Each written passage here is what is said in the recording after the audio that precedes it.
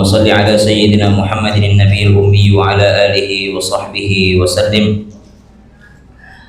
اللهم تقبل منا صلاتنا وصيامنا وقيامنا وركوعنا وسجودنا وقراءتنا من القرآن العظيم. اللهم لك صمنا وبك آمنا وعلى رزقك أفطرنا برحمتك يا أرحم الراحمين. Bapak Ibu jamaah Masjid Al-Barakah, imam, para asatidzah, para alim ulama, para sesepuh, dan seluruh yang hadir yang tidak kami sebutkan satu persatu nama dan jabatannya. Walaupun kami tidak sebutkan nama dan jabatannya, mudah-mudahan sudah disebutkan oleh Allah sebagai orang yang bahagia dunia akhirat. Walaupun kami tidak sebut nama dan jabatannya, mudah-mudahan sudah disebutkan oleh Allah sebagai orang yang diterima amal Ramadannya. Apalah artinya disebut oleh yang ada di atas panggung kalau tidak disebut oleh yang ada di arsy? Apalah artinya disebut namanya ketika sambutan, ketika tausiah, ketika pidato, tapi tidak disebut namanya oleh Allah? Seperti Uwais Al-Qarni radhiyallahu anhu. Uwais Al-Qarni tidak ada orang yang mengenalnya. Bahkan kalau sakit, Uwais Al-Qarni tidak ada yang jenguk. Uwais Al-Qarni itu pernah sakit parah, tapi tidak ada yang menjenguknya, tidak ada yang membesuknya. Saking tidak dikenalnya di bumi, majhulun fil ard. Ketika beliau sakit kulit, beliau berdoa kepada Allah, ya Allah ya Rabb, sembuhkan penyakitku, tapi sisakan sedikit. Kata Uwais, ya Allah, sembuhkan sakit saya, tapi sisakan sedikit. Apa hikmahnya? Beliau katakan supaya setiap saya melihat sisanya, saya mensyukuri nikmat sehat. Dan hikmahnya apa disisakan sedikit? Gara-gara sisa penyakit kulitnya itulah dikenali oleh Umar bin Khattab dan Ali bin Abi Thalib ketika Rasulullah perintahkan Umar untuk minta doanya. Kata Umar, adakah dari Yaman? Ada. Ada dari suku Qaran? Ada. Ada yang namanya Uwais? Tidak ada. Ada yang tersisa dari kalian dari Qaran? Tidak ada lagi. Sudah selesai semua, ini jamaah haji semua. Ada dari suku Qaran yang saya cari namanya Uwais. Adakah di antara kalian namanya Uwais? Kata mereka, tidak ada lagi. Adakah semua jamaah hajinya sudah di sini semua? Sudah, kecuali satu. Siapa? Tukang parkir. Mana dia? Dia lagi jagain onta kami, sapi kami di sana di luar tenda. Tidak ada yang mengenalnya, tidak ada juga yang peduli namanya siapa. Lalu Umar bin Khattab mendatanginya, ditanya, apakah kamu dari Qaran? Kata orang ini, betul, saya dari Qaran. Apakah engkau punya bekas luka? Kata orang ini, saya punya bekas luka.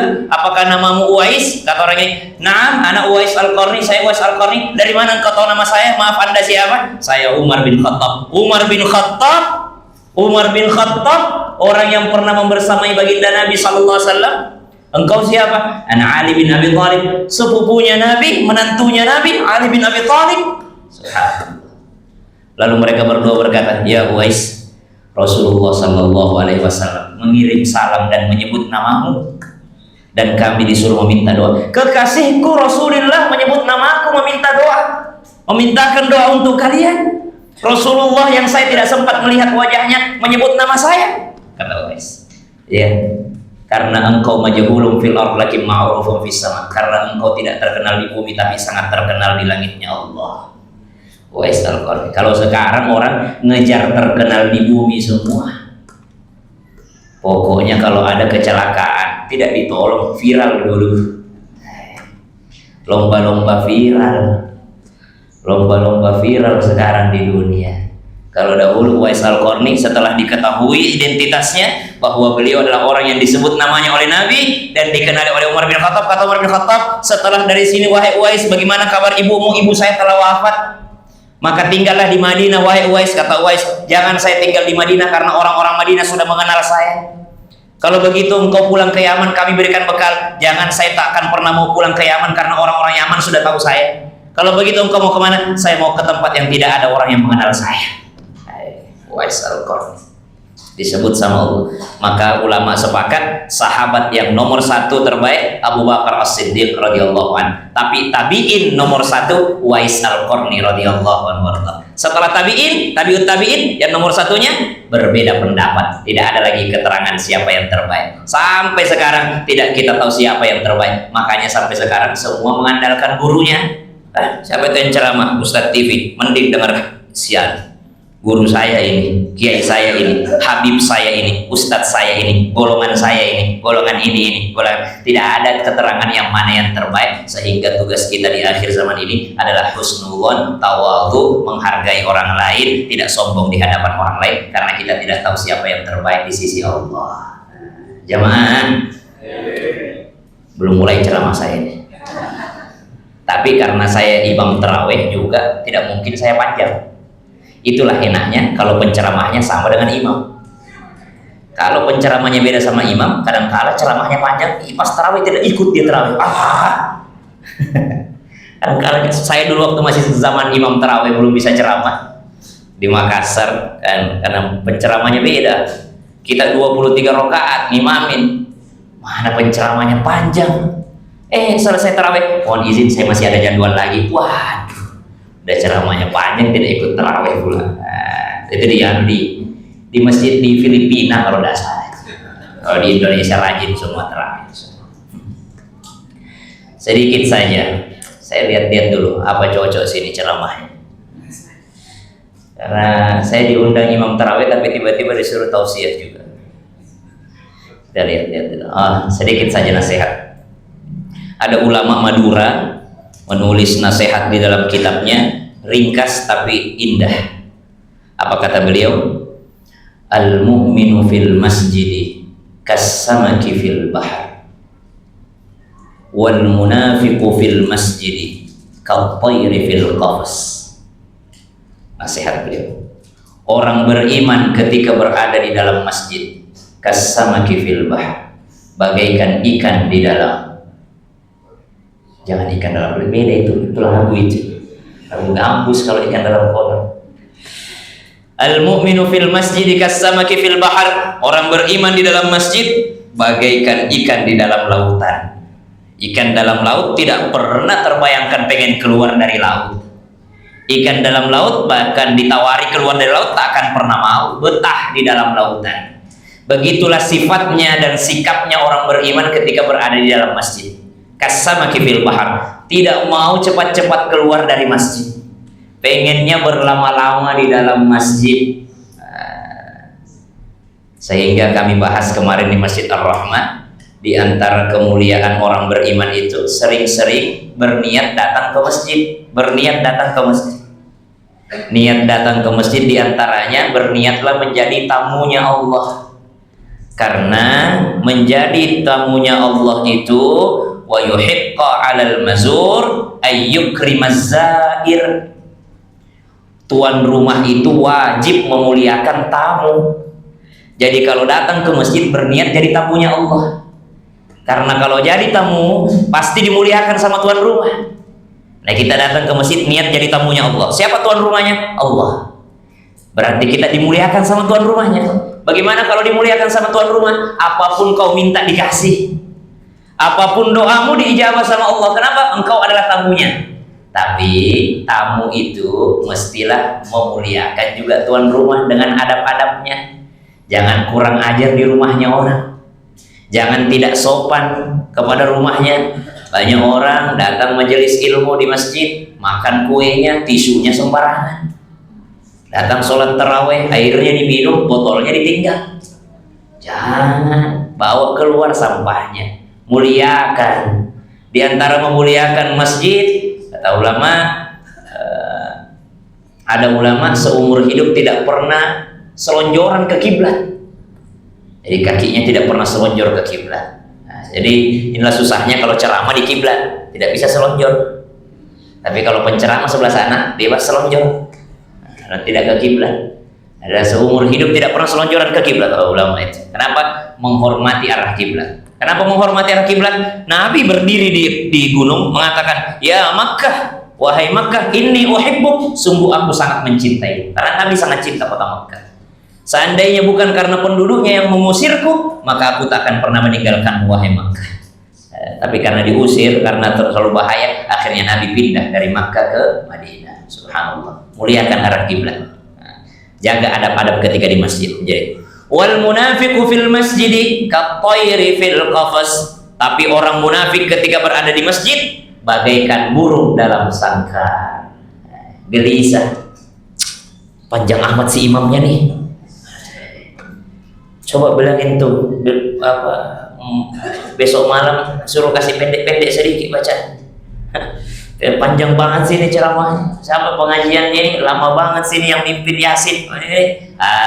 Gelisah, kakinya pengen keluar dari masjid. Al-tayri fil qafas, bagaikan daripada burung di dalam sangkar. Bagaimana caranya agar kita menjadi orang beriman yang betah di masjid? Ketahui bahwasanya semua ibadah pakai ilmu. Datang ke masjid, ibadah yang paling utama ketika datang Isya berjamaah begini adalah sholat Isya. Setelah sholat Isya yang paling utama adalah sholat Ba'diyah. Setelah itu yang paling utama adalah sholat witir. Terakhir baru terawih. Kalau kelas level yang paling rendah terawih.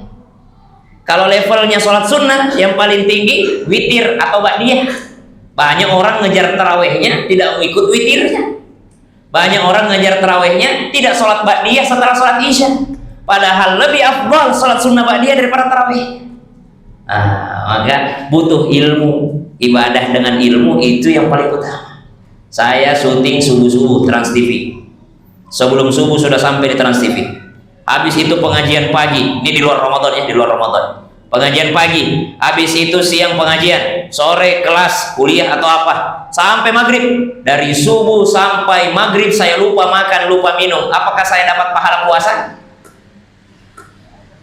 Dari subuh sampai maghrib lupa makan, lupa minum, dapat pahala puasa?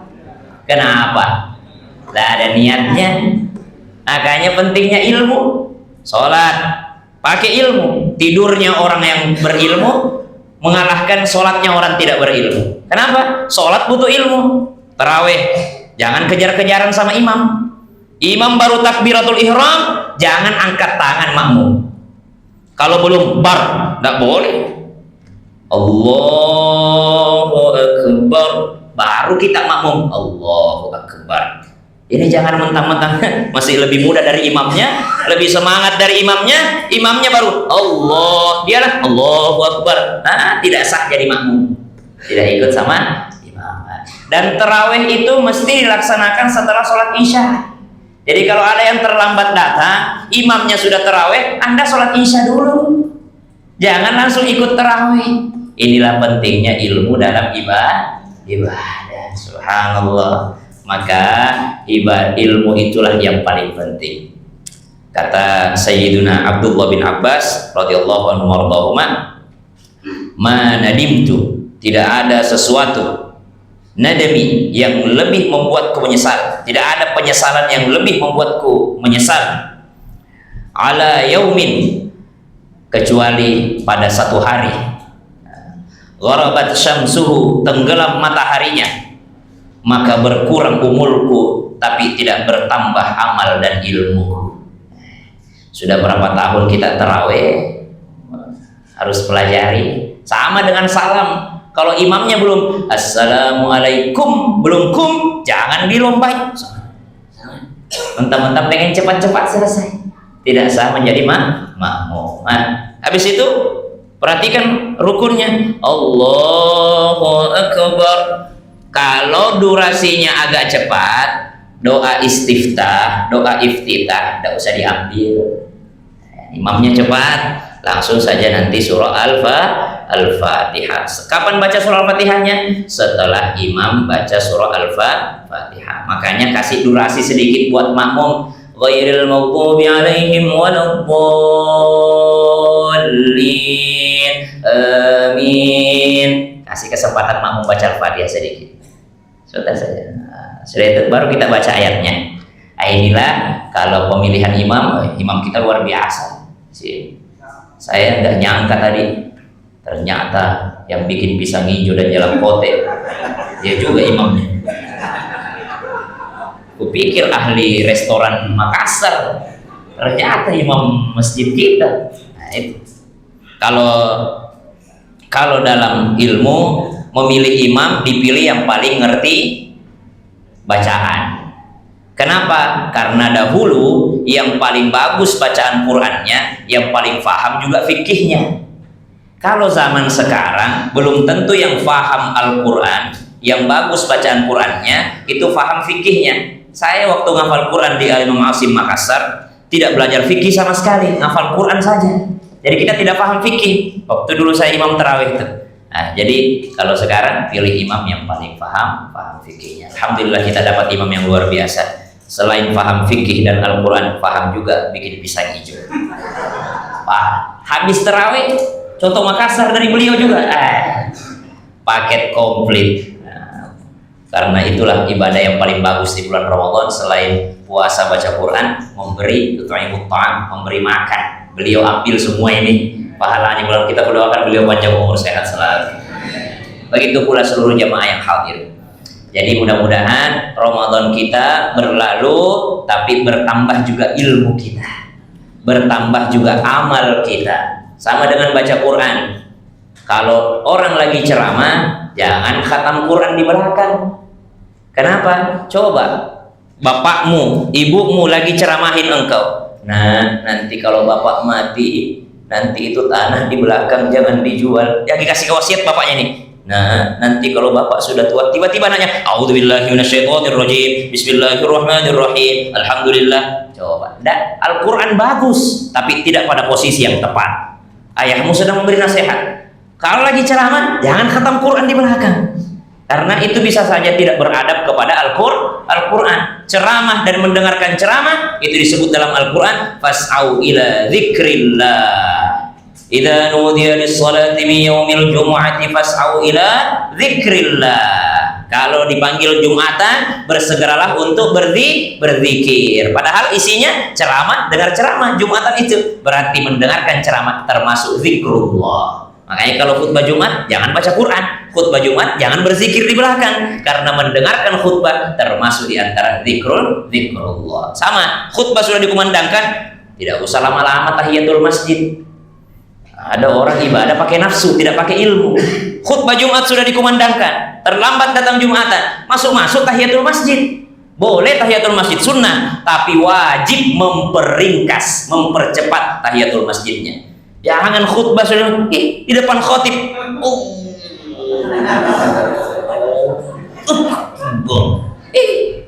Padahal khutbah sudah mau selesai, dia masih tahiyatul masjid di situ. Ya. Nanti selesai Jumatan baru kau sholat sunnah sepanjang-panjangnya. Baca Al-Baqarah. Baca Al-Baqarah rakaat pertama, An-Nisa rakaat kedua. Banyak tahiyatul masjid pada saat khutbah, selesai Jumatan tidak sholat sunnah, langsung keluar. Nah, padahal kewajibanmu datang Jumatan bukan tahiyatul masjid. Kewajiban engkau datang Jumatan mendengarkan khotib berkhutbah. Inilah pentingnya ilmu dalam ibadah. Hati-hati kalau tidak ada ilmu dalam ibadah, kita bisa terjebak hawa nafsu. Sama berangkat umroh, umroh terus umroh, tidak dia perhatikan sholatnya. Padahal mesti diperhatikan bagaimana itu hukumnya sholat di atas pesawat, sah atau tidak. Dalam mazhab Syafi'i ada dua pendapat, lebih kuat pendapat yang mengatakan tidak sah, sehingga sampai di Masjidil Haram, sampai di Masjidil Nabawi, ganti sholatmu di pesawat. Perhatikan sholatnya. Yang bangun Ka'bah Nabi Ibrahim, yang manggil orang berangkat haji umroh Nabi Ibrahim, tapi doanya Nabi Ibrahim, Rabbi ja'alni muqimas salati wa min dzurriyyati Rabbana wa taqabbal du'a. Ya Allah, jadikan saya dan keturunan saya ahli sholat, mendirikan sholat. Padahal dia yang bangun Ka'bah, dia yang panggil orang haji umroh, doanya bukan ya Allah jadikan anakku haji semua. Tidak ada doanya begitu. Jadikan anakku rajin umroh semua. Tidak ada doanya Nabi Ibrahim begitu. Doanya jadikan anakku keturunanku ahli sholat semua. Kenapa? Kata ulama, karena tidak ada yang mengalahkan tingkatan ibadah sholat itu. Sholat tolong diperhatikan. Bulan Ramadan kalau tidak kuat tarawih, perhatikan witirnya. Kalau tidak kuat witir, perhatikan sholat ba'diyahnya. Kalau tidak kuat sholat ba'diyah, minimal perhatikan sholat 5 waktunya. Jangan memperhatikan tarawihnya, tapi sholat duhurnya lewat. Perhatikan tarawihnya, tapi sholat asarnya lewat. Perhatikan sahur-sahurnya, sahur on the road, sholat subuhnya tidak. Apalagi sebentar ada Liga Champion, Benfica Madrid, leg kedua. Perhatikan yang lain, jangan sampai kita terlalaikan dengan sesuatu yang bisa membuat kita menyesal. Satu-satunya penyesalan di akhirat nanti di surga, kalau kita sudah masuk surga semua insya Allah, satu saja penyesalannya penghuni surga itu nanti. Apa itu? Menyesal kenapa kurang banyak ke masjidnya. Karena setiap ke masjid ada istana baru lagi yang Allah bangunkan di surga. Setiap ke masjid ada istana baru lagi. Sudah masuk surga masih bisa menyesal. Menyesal apa kata Ibnu Abbas? Penyesalannya penghuni surga kenapa kurang banyak bolak-balik ke masjidnya. Mudah-mudahan jadi ahli masjid semua insya Allah. Wassalamualaikum warahmatullahi wabarakatuh.